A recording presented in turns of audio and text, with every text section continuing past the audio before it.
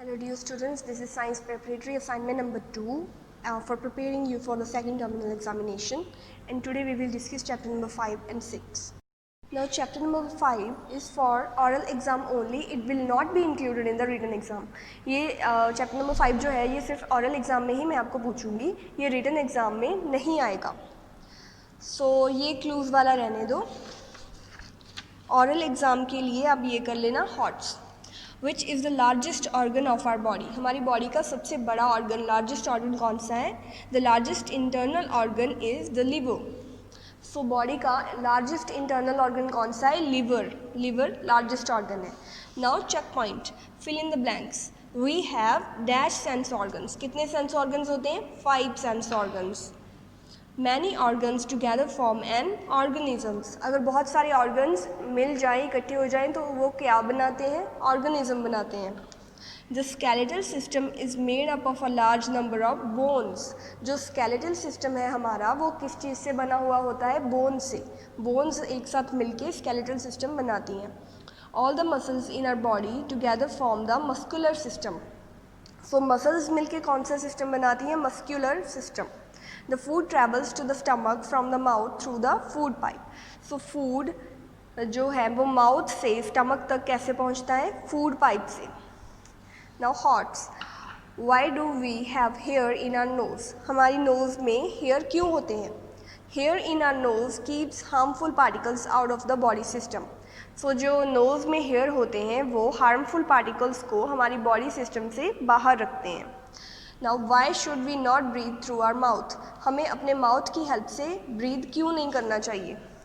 The dust particles can enter our body along with the air if we breathe through our mouth. क्योंकि अगर हम अपने मुंह से सांस लेंगे तो जो डस्ट पार्टिकल हैं वो भी हमारे माउथ से एयर के साथ ही अंदर आ जाएंगे, तो इसीलिए हमें अपने माउथ से ब्रीथ नहीं करना चाहिए. Moving on to check point number 2, state true or false. The air we take in is carbon dioxide. ये फॉल्स है क्योंकि जो एयर हम अपने अंदर बॉडी के लेते हैं वो ऑक्सीजन होती है, कार्बन डाइऑक्साइड नहीं, तो ये फॉल्स है. The nose, wind pipe and lungs together form the respiratory system. ये ट्रू है क्योंकि रेस्पिरेटरी सिस्टम कौन सा होता है? जिसमें नोज, विंड पाइप और लंग्स एक साथ वर्क करते हैं और हमें ब्रीदिंग में हेल्प होती है. उस सिस्टम को हम रेस्पिरेटरी सिस्टम बोलते हैं, तो ये ट्रू है.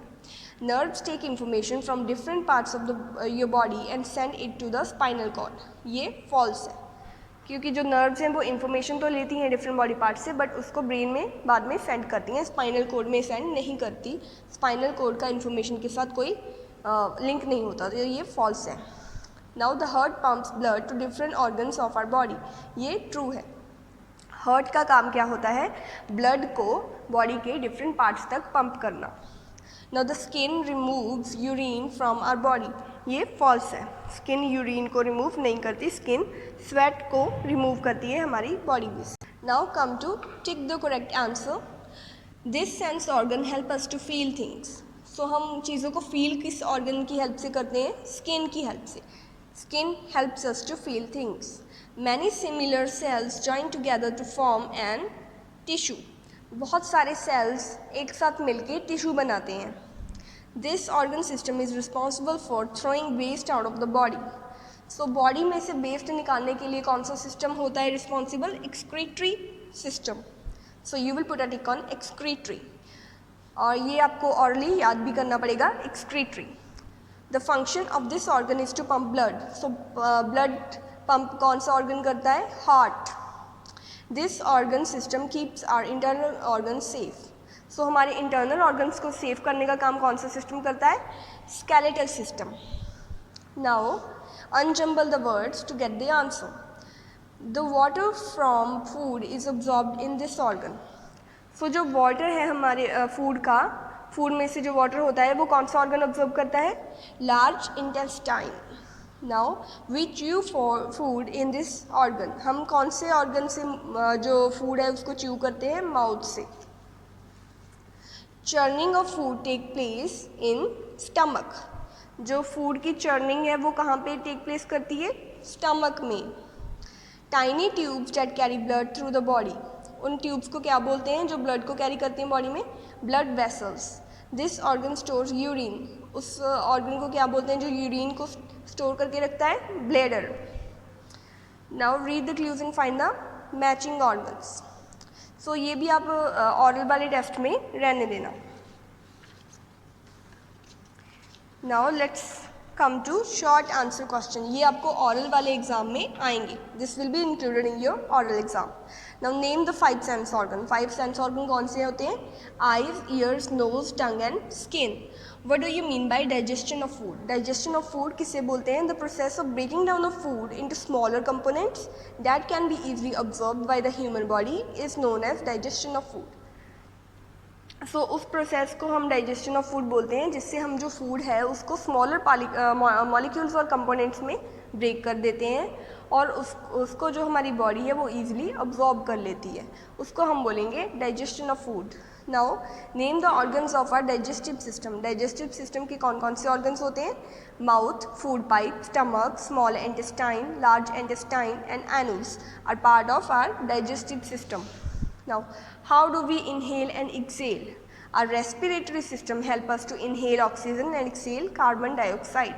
So, inhale और exhale के लिए हम हमें सांस लेने और सांस को बाहर रिलीज़ करने में कौन सा ऑर्गन हेल्प करता है? रेस्पिरेटरी सिस्टम हेल्प करता है.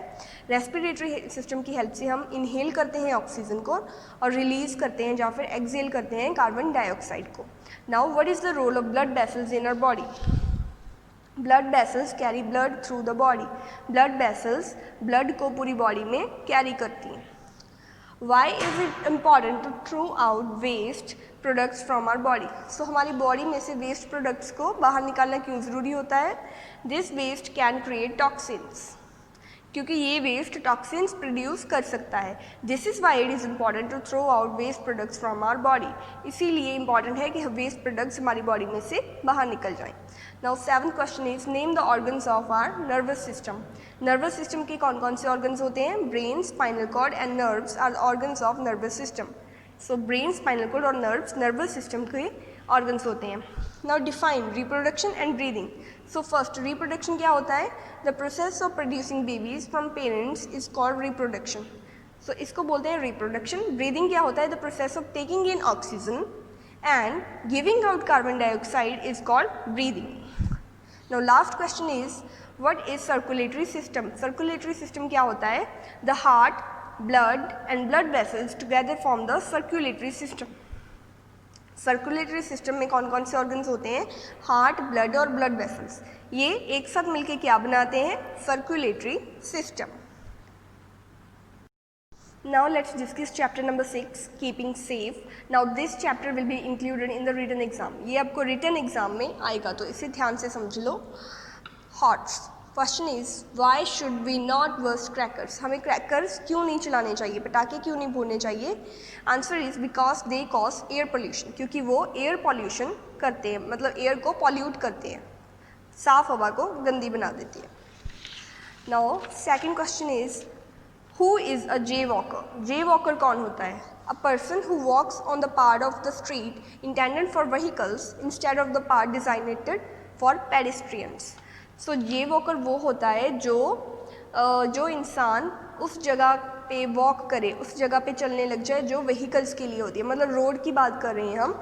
रोड पे वो उस जगह पे चले जो व्हीकल्स के लिए होती है, कार्स के लिए होती है, वहाँ पे वो चलने लग जाए. जब उस जगह को छोड़ के जो पेडेस्ट्रियन के लिए होती है, जहाँ पे मतलब हमें चलना चाहिए, उस जगह की बजाय व्हीकल्स वाली जगह पे चलने लग जाए, उसको हम जेवॉकर बोलते हैं.